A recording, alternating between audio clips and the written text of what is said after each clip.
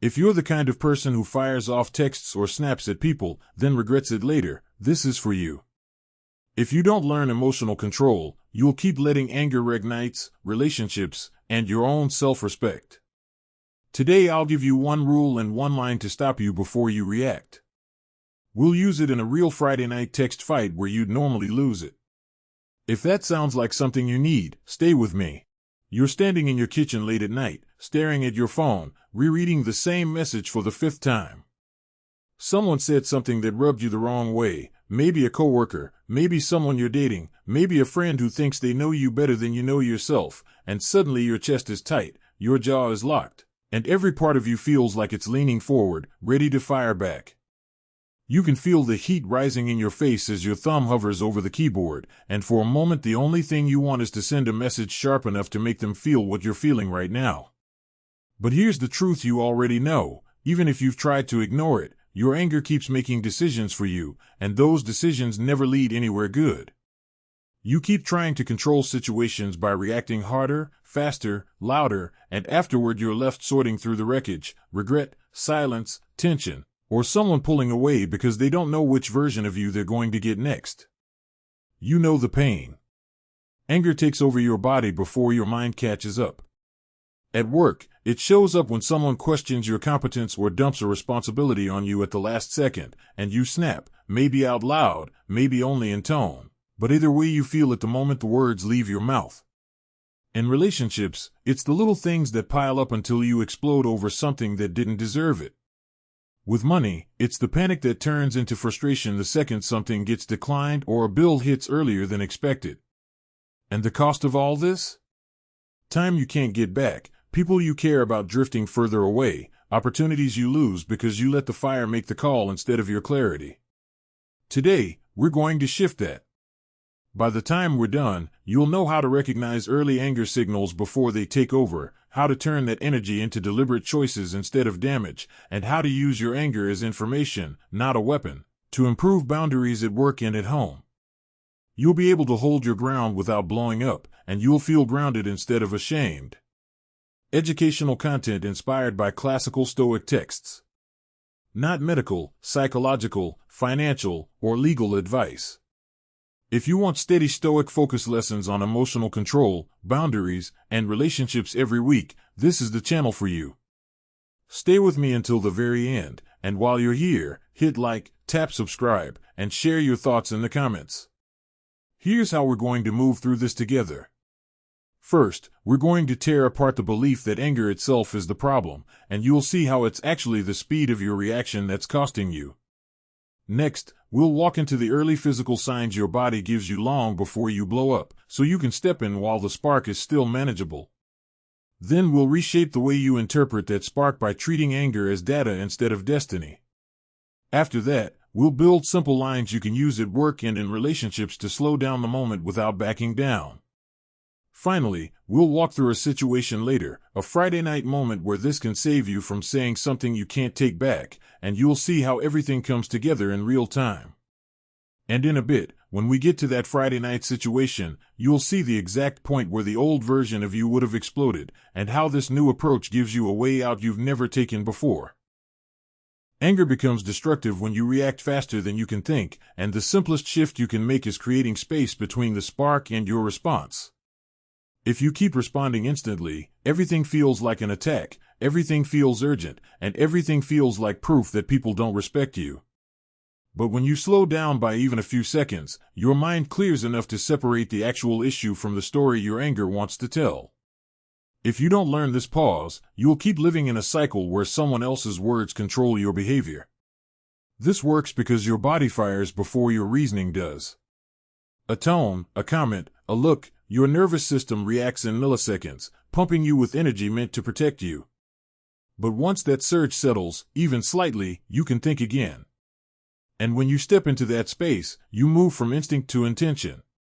You become the version of yourself who responds like someone in control rather than someone cornered. This is what Marcus Aurelius meant in Meditations 5.20 when he reminded himself to take a moment before acting, to let reason step in. The line you can use in the heat of the moment is simple: give me a second. Say it neutrally, almost like you're talking to yourself.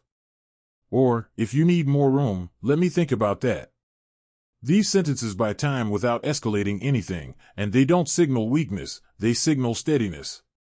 Picture this at work. You're in a Zoom meeting and a teammate casually blames you for a missed deadline. Your old reaction is immediate, that's not accurate, and you know it, delivered with a tone sharp enough to freeze the room. But now you catch the spark, the chest tightening, the forward lean. Instead of firing back, you take one slow breath that doesn't look like a breath to anyone else. You say, "Give me a second," while you glance down at your notes. The room stays calm. Then you say, "Here's what actually happened," and you lay it out clearly. You didn't shrink. You didn't explode. You stayed in control. Your tiny action today is to practice saying that line once out loud. Just one time. Say it now if you can. Give me a second. Then take a breath with me, in, hold, and out. Let your shoulders drop a little. You're teaching your body what it feels like to pause without collapsing. Hold on to this sentence because you'll need it later when we get to that Friday night moment. When anger hits, most people miss the earliest warning signs because they only notice the explosion, not the slow climb toward it. The shift you're going to make here is paying attention to the moment your body tells you something's off, instead of waiting until you've already said something you regret. If you keep ignoring those early signals, you'll keep believing your anger comes out of nowhere, and you'll feel helpless to stop it. This matters because your body is always faster than your thoughts. The tension in your jaw, the heat in your neck, the way your breath gets shallow, the tightening around your eyes, these sensations show up before any words leave your mouth. When you learn to spot them, you catch yourself while you still have options and can choose a different path. This is what Seneca meant in Letters to Lucilius when he wrote about taming emotions by intercepting them at the beginning rather than wrestling them once they're fully grown. The line that helps here is, "My body is talking to me." Say it calmly. It shifts you from drowning in the feeling to observing it. Imagine you're driving home in traffic after a long day. Someone cuts you off, slams on their brakes, and your heart jumps. Your old reaction is to blast the horn, yell inside your car, and carry that frustration all the way into your evening. But this time, you feel your shoulders rise first. You say quietly, "My body is talking to me." Your grip loosens slightly on the wheel. You take one slow breath through your nose. The anger doesn't disappear, but it doesn't hijack you. You continue driving without letting that stranger dictate the rest of your night. Your tiny action today is simple. Identify one physical signal you feel when anger starts, just one. Name it. Maybe it's a burning in your stomach or tightness in your chest. Right now, pause and breathe in deeply, hold, and release slowly. Let your attention settle on that one signal. You're building awareness, not perfection.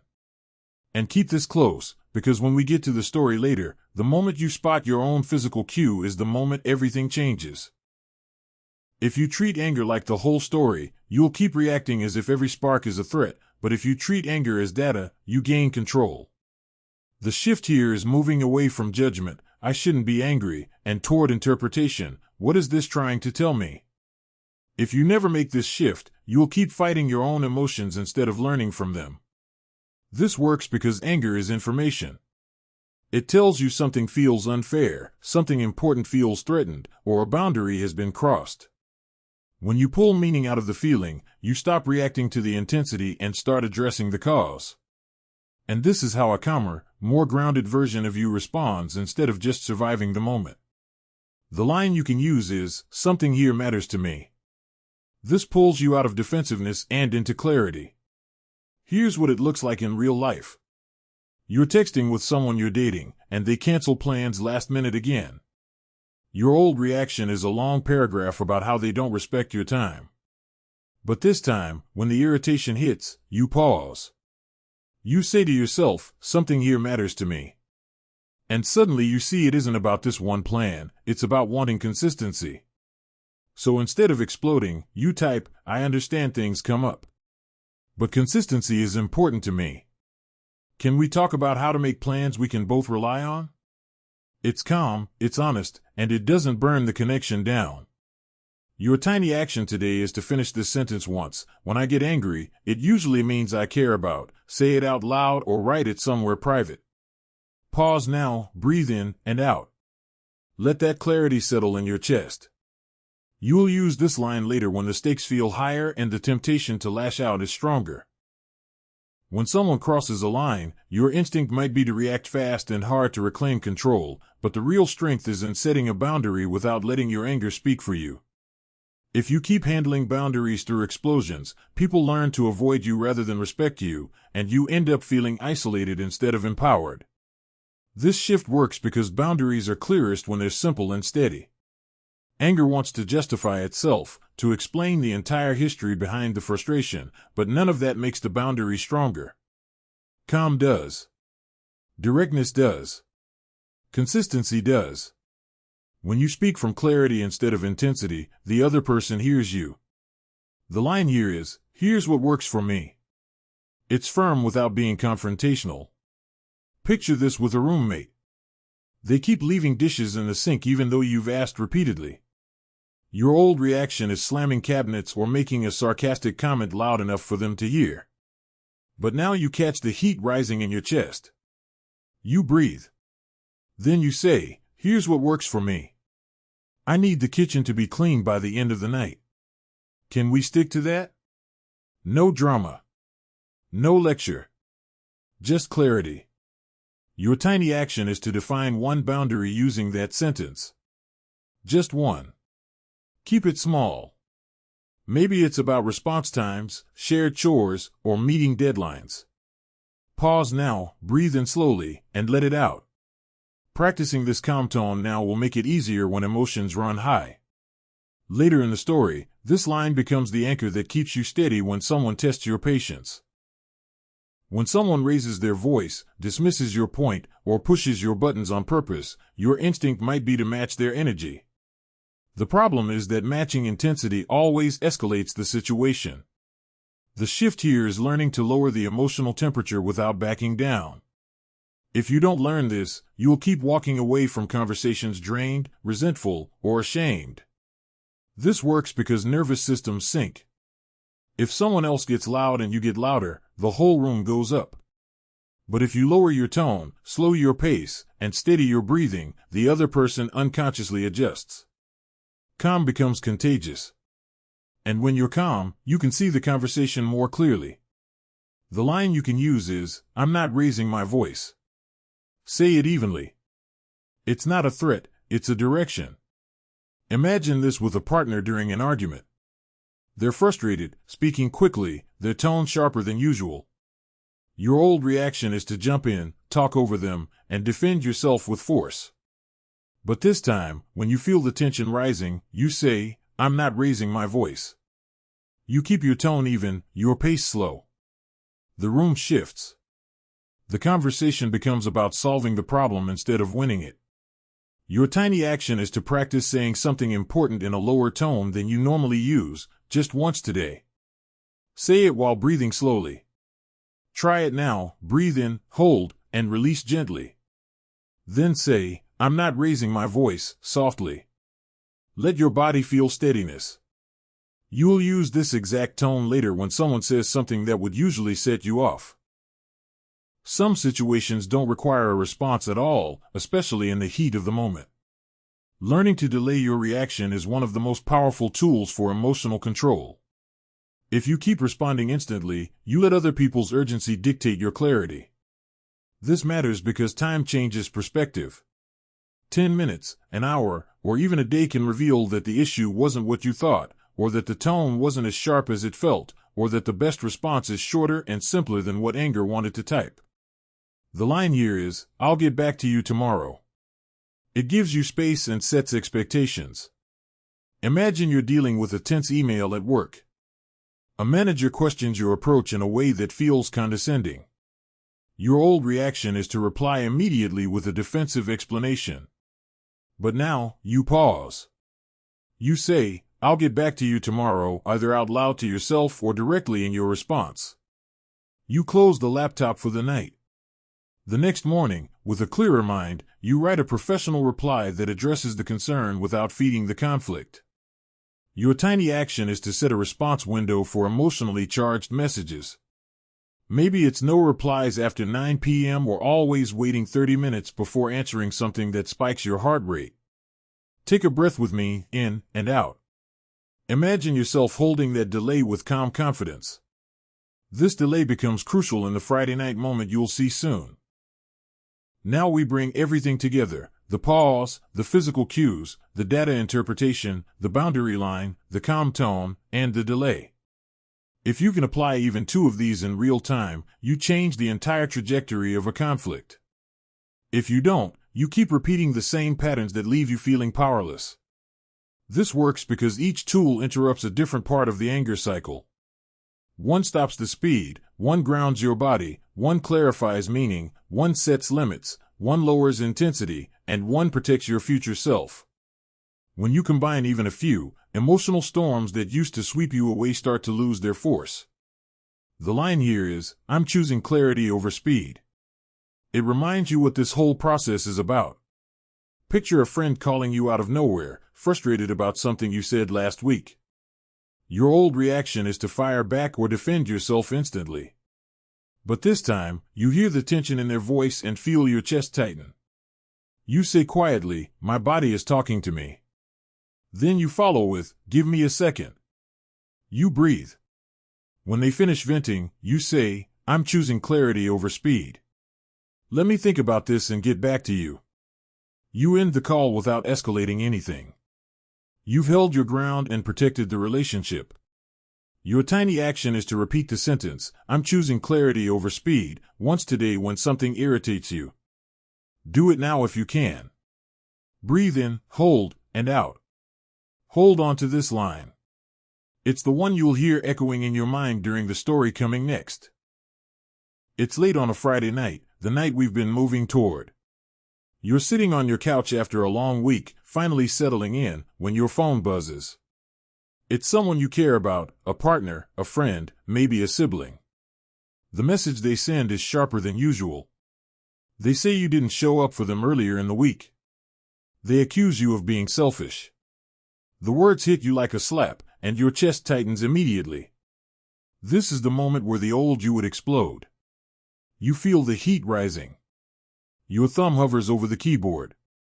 You start typing a defensive paragraph, then delete it. You type another one, harsher this time, and stare at it. Your heart is pounding. And then you remember the tools. First, you notice your body before anything else. Your jaw is tight. Your breathing is shallow. You whisper, my body is talking to me. That single sentence shifts you out of the surge and back into yourself. You lean back into the couch instead of forward into the fight. You say softly, give me a second, as if you're talking to the moment itself. You take one slow breath, in, hold, and out. The old reaction loses a little power. You read the message again, and instead of letting the accusation define you, you say, something here matters to me. And it does. This relationship matters. Being misunderstood hurts. Wanting to be valued matters. With your clarity returning, you remember your boundary line. You type slowly, here's what works for me. I want to talk about this, but not when emotions are this high. You're steady, not avoidant. Then you anchor the moment with the sentence you practiced, I'll get back to you tomorrow. You send a shorter version, let's talk tomorrow when we're both clearer. You hit send, not with fire, but with calm. And it's in that exact moment that the turning point hits. You realize you didn't explode. You didn't retreat. You didn't match their intensity. You didn't let anger decide for you. You chose clarity over speed, and the whole night feels lighter because of it. You watch a show. You unclench. You go to bed without a war in your chest. You wake up calmer, the relationship intact, and the conversation the next day is smoother than it ever would have been. This whole lesson has been about shifting from reacting to responding, from letting anger control you to using anger as information. When you stop letting the spark become an explosion, you move from feeling out of control to feeling grounded and capable. You're not avoiding emotion, you're mastering the space between the emotion and your action. We started by naming the pain and showing how the real issue isn't anger itself, but how fast it grabs the wheel. Then we looked at the early physical cues so you can step in before the moment runs away from you. Next, you learned to treat anger as data instead of a verdict, giving you clarity instead of shame. After that, you build calm boundaries with simple lines that people can actually hear. You learned how tone and pacing lower the emotional temperature. Then you practiced delaying responses so your future self has room to think. You saw how combining these tools creates a system of control that actually works under pressure. And finally, you walked through that Friday night example, the moment where all these pieces saved you from a blow-up and turned the night into something peaceful instead of chaotic. Here are 3 things you can do today. First, pick one physical anger signal and name it to yourself the moment it appears. Second, use the sentence "give me a second" once in a real conversation this week. Third, set one response delay rule, maybe no replying to tense messages after a certain hour.